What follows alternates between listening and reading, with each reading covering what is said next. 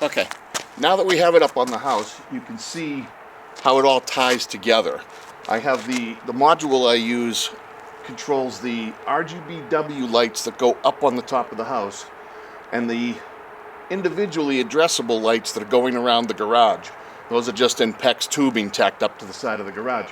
And then we have the heart all tied into the same thing.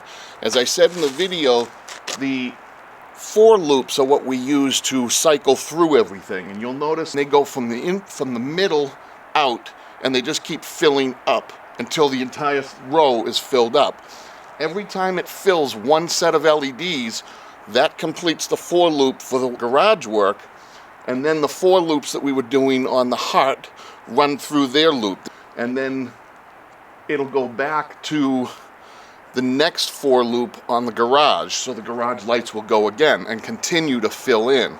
Then it'll sequence through the next sequence for the heart. So we have a bunch of different sequences for the heart with either fill commands or the individual commands using the 4 loops to fill in the heart. And now as we get close to the middle, the sequences start happening a lot quicker. The lights up on the house themselves, they sequence from red to blue, and they go to a purple in between. The whole thing is running maybe 30 to 35 watts to run all these lights on the house.